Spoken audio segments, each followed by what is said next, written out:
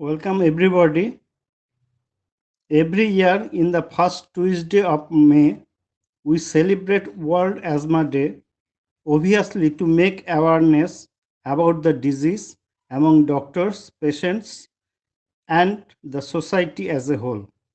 This year, on the 4th May, we are celebrating World Asthma Day. The theme of this year is Uncovering Asthma Misconceptions. Characteristically, asthma is carrying some misconceptions. To understand them, we must know that asthma is a chronic inflammation of airways. So, inflammation persists, and when it crosses the threshold level, then patient develops manifestations. That means asthma treatment is continuous, and even when there is no symptoms, asthma treatment should continue. Secondly, patient most often asks the question whether asthma is curable. In a small number of cases, asthma is curable, but in most cases, it is controllable. That means asthmatic can have a normal life with minimum treatment or minimum support. Thirdly, most important misconception is about inhalation therapy.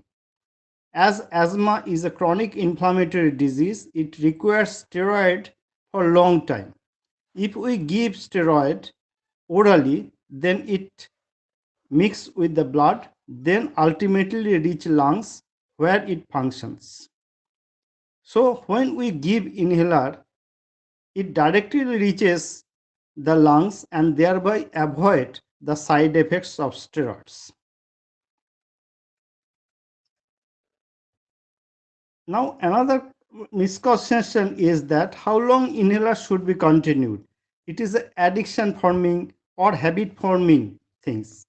Actually, inhalers are required as the disease is not controlled or as the depends on the disease severity and disease process, not on the device. So it is not to blame the devices, it is on the disease. The misconception about the antigen, food antigens are commonly blamed, but asthma is not usually related to them. Most common allergens are house dust mite present in dust, in beds, mattress, pillow, carpet, etc. And lastly, I should talk about COVID-19 infection. Though there is no direct relationship, in asthmatics, lung become hyper responsive.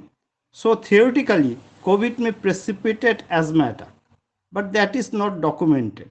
In contrast, in asthmatics, taking steroids that may prevent airway inflammation. So asthmatics are tolerating COVID infection well, particularly with the use of budesonide. Now it is recommended in some guidelines that in COVID infections, inhaled budesonide should be given. I am sure that we will overcome the COVID pandemic shortly, but our fight against asthma will continue. But we should encourage our patients to take inhaled corticosteroids and thereby living a near normal life.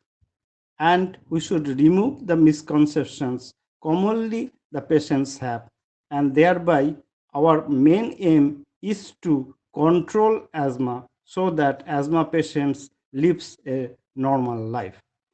Thank you.